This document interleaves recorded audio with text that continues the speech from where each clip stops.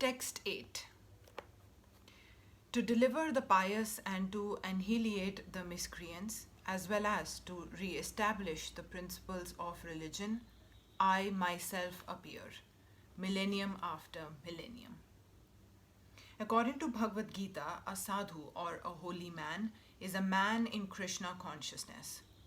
A person may appear to be irreligious, but if he has the qualifications of Krishna consciousness wholly and fully, he is to be understood to be a sadhu. And Duskritam applies to those who do not care for Krishna consciousness. Such miscreants or Duskritam are described as foolish and the lowest of mankind, even though they may be decorated with mundane education. Whereas a person who is 100% engaged in Krishna consciousness is accepted as a sadhu, even though such a person may be neither learned or well cultured. As far as the atheists are concerned, it is not necessary for the Supreme Lord to appear as he is to destroy them, as he did with the demons Ravan and Kans. The Lord has many agents who are quite competent to vanquish demons. But the Lord especially descends to appease his unalloyed devotees who are always harassed by the demoniac.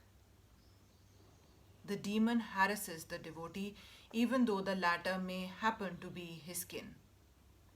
Although Prahlad Maharaj was the son of Hiranyakashipu, he was nonetheless persecuted by his father.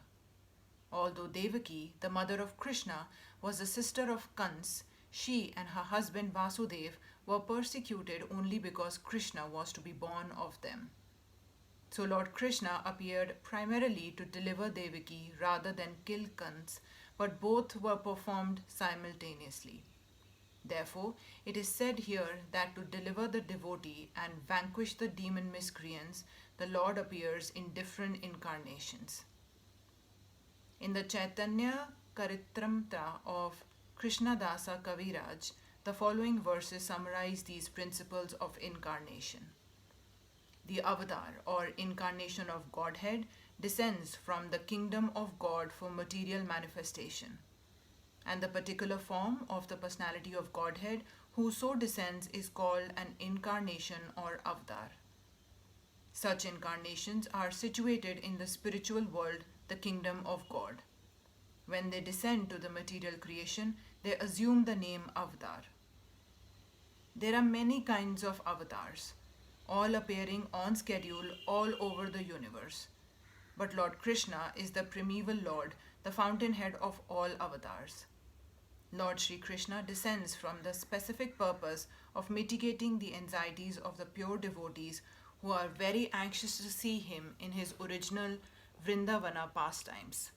Therefore, the prime purpose of the Krishna avatar is to satisfy his unalloyed devotees. The Lord says that he incarnates himself in every millennium.